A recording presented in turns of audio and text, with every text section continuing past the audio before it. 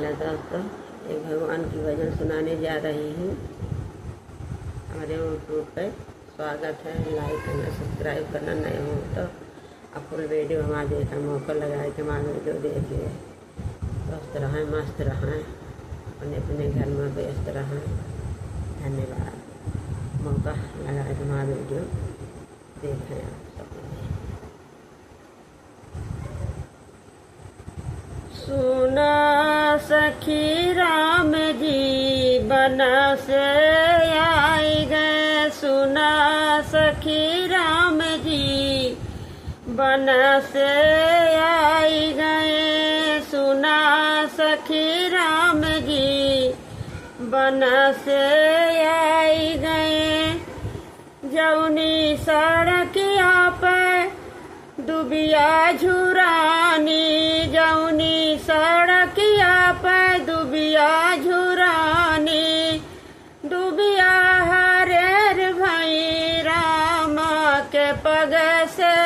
सुना सखी राम जी बन से आई गए। सुना सखी राम जी बन से आई गए। सुना सखी राम जी जौनी बगिया माँ पेड़वा झुराने, जौनी बगिया माँ पेड़वा झुराने।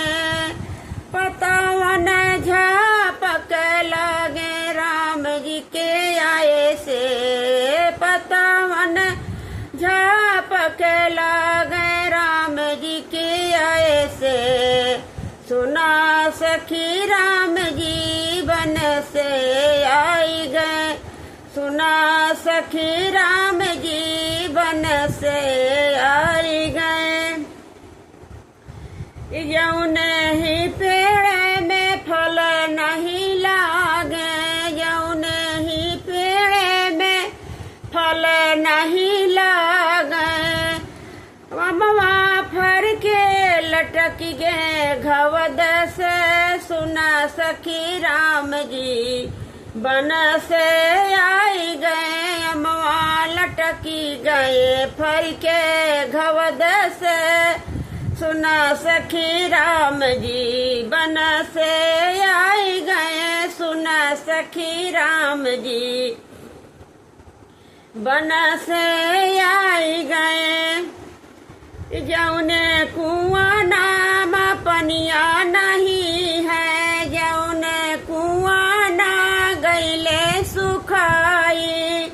जौने कुआं नवा गईले सुखाई। जल से भरी गे राम के ऐसे। जल से भरी गे राम के ऐसे।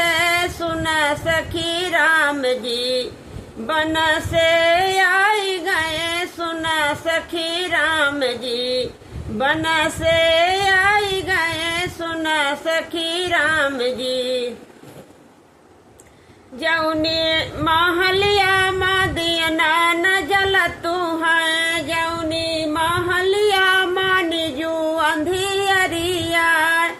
जौनी महलिया माँ निजू अंधियरिया। जली गए दियना उजेर भई महला राम के आए से।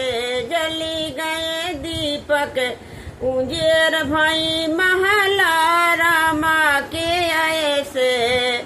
सुना सखी राम जी बन से आई गए। सुना सखी राम जी बन से आई गए। सुना सखी राम जी जौने आंगनवा माँ तुलसी झुरानी। जौने आंगनवा माँ तुलसी झुरानी। तुलसी हरेर भई सीता के जल से। तुलसी हरेर भई सीता के जल देह से। सुना सखी राम जी बन से आई गए। सुना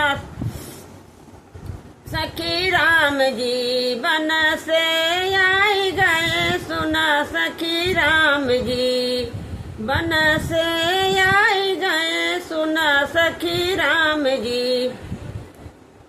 राम राम सीता राम।